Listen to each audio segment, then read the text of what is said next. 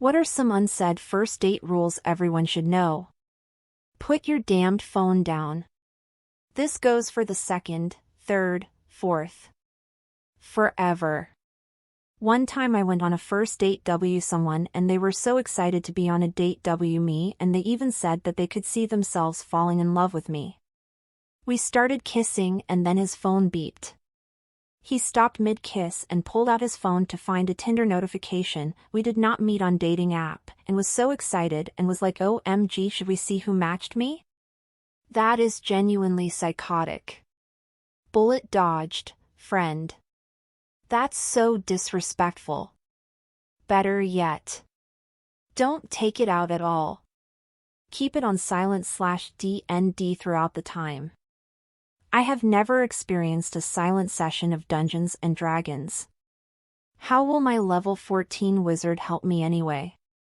Find the right girl, and that level 14 wizard might be the key to her heart. Just sayin'. I mean, maybe if she is an intellectual. It's not like charisma is my spell casting ability. I ain't no bard. Don't be afraid of awkward silences. And don't overthink. Overthinking is kinda my deal. Same, but try to limit it. Just go with the flow and tell your brain to shut up. Shut up, brain, or I'll stab you with a Q-tip.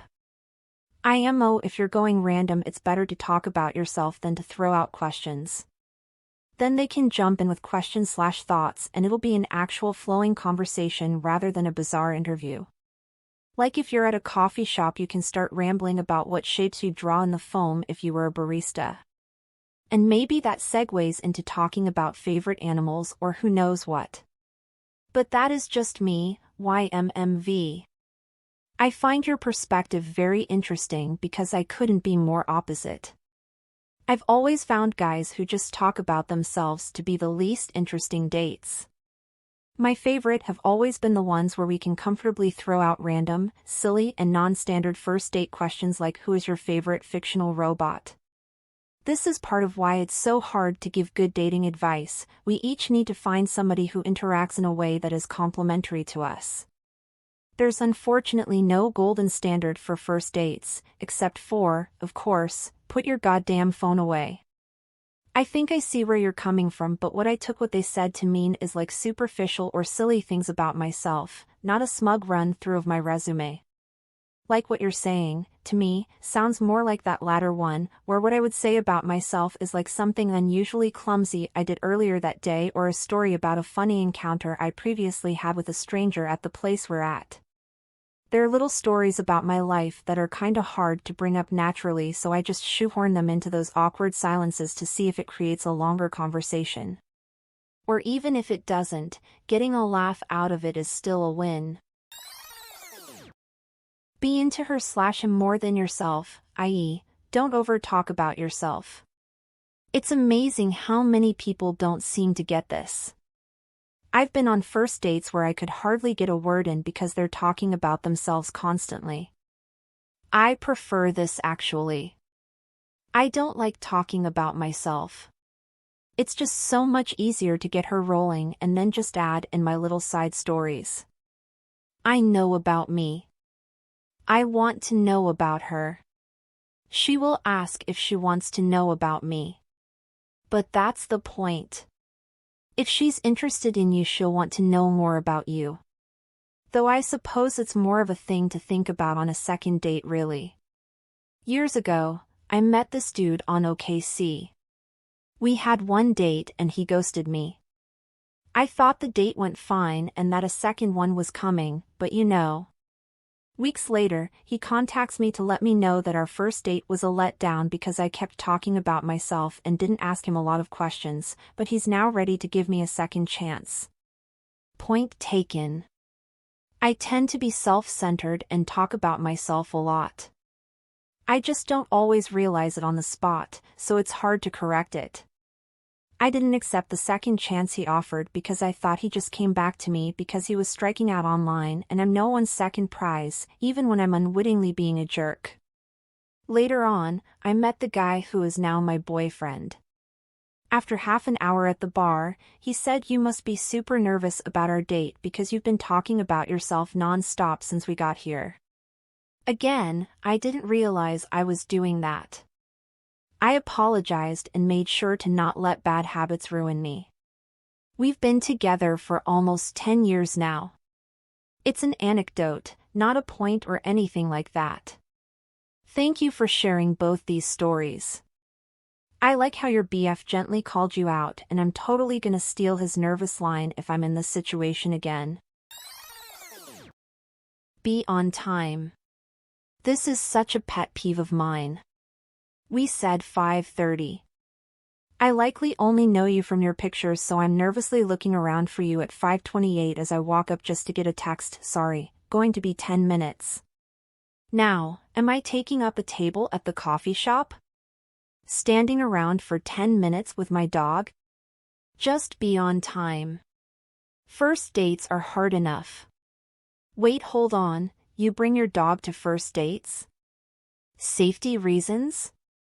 I had a first date where my date brought her friend as a chaperone, no heads up, no explanations, just, hi, I'm Shannon and this is. Shall we go grab a drink? I ended up getting along better with the chaperone than I did with my date. There was no second date, chaperoned or not. Years later I ran into the chaperone and she told me, man, I used to hate when Shannon would drag me along on dates. I'd think we were hanging out, then some dude would show up every so often. To this day, one of the weirdest first dates I've had. The other being a woman who said, hey, I need to stop by my friend's place. She needs some support. We get there and I find out the friend's sister had been murdered a few days previous, and it was me, my date who I just met, and 4 people I didn't know all crying uncontrollably. I couldn't duck out because I would have felt like an asshole, so I was there trying to console someone I'd just met a few minutes prior. That is wild. Bet they're not friends anymore. The bereaved sister must have woken up months later, did so and so bring a first date, a total fucking stranger, in my house after the thing that split my life into a before and after the ordeal? Be interested in what the other has to say. No short-worded answers. In other words, be present. Not much worse on a first date than noticing that the person across from you, who you took the time to get ready for, is just waiting for the time to pass so they can leave. Edit. If they're not into you, it doesn't really matter how present they force themselves to be. Yes, but there are better ways to end the date than to check out mentally. Edit 2. But how does this translate to not giving one-word answers? I often find myself giving one-word answers because people ask yes-no questions. I could say I honestly haven't given much more thought than that, but having a canned response seems weird. Being present means engaging in real time, not spitting out answers you have saved in a database. Like this is a dating sim game. If you don't have much to contribute in your answer, then follow up with a topic you can talk about more. It's just having a conversation. Be interested, and be interesting. Don't talk about your ex. Don't look at your phone. Ask open-ended questions. Don't complain too much. Edit, I'm going to elaborate on a couple of these because a couple of comments are coming up repeatedly. Don't talk about your ex. If it's just a 1-minute summary, that's fine. There are a couple of issues I can see with a prolonged conversion. It can end up being a therapy session where we just end up unpacking all your relationship baggage, which I may not have the emotional energy for, and it's not what I'm looking for on a first date. Those conversations can happen later.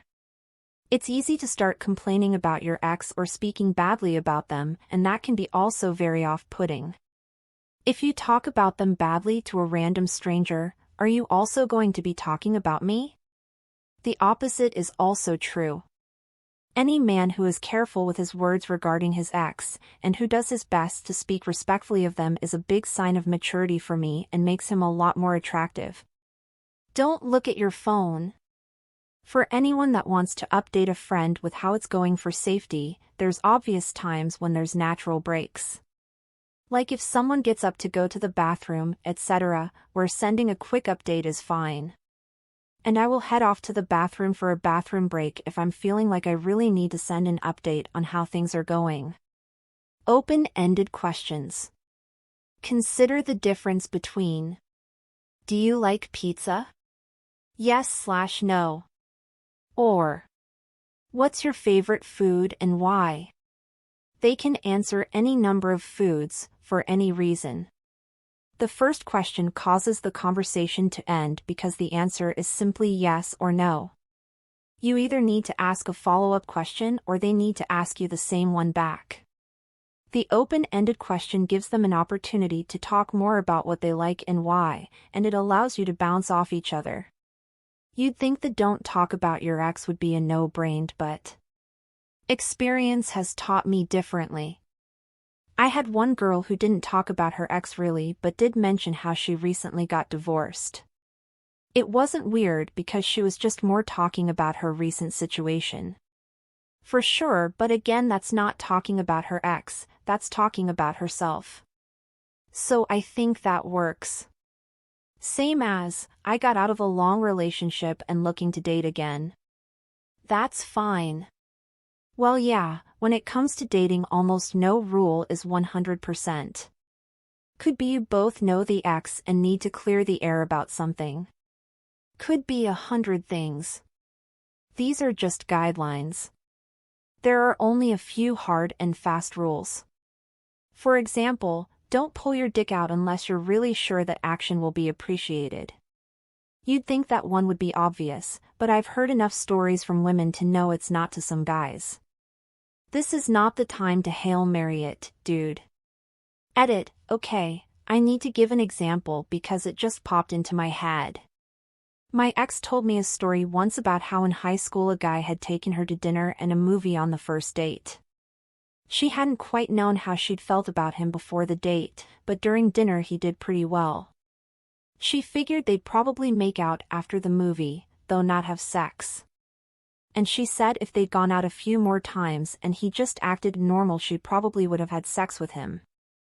But, for some reason, halfway through the movie he just pulled his erect dick out. In the theater. There was nobody else in that row, but there were plenty of people in the theater. Not that it would have been better if it had been empty. So she basically says, "What the fuck, man, put that away." He did, sputtered about being sorry, and ran away. Then he drove away. He'd driven her there. She'd left her phone in his car. Had to spend an hour and a half walking home and never got the phone back. What the fuck? To say nothing about all the stories I've heard from multiple women where some guy in a car said, "Hey, can you give me directions?" Then when they walked over they were jacking off. Stop pulling your dicks out. My policy has been this: if you've not yet been intimate, don't pull your dick out until she's at least grabbed it through your pants. Even then is iffy, but you gotta make a call. Or, and this is nuts, you can ask one. I know this has been a huge rant, but I've heard so many "and then he pulled his dick out" stories. Please like and subscribe for more daily content.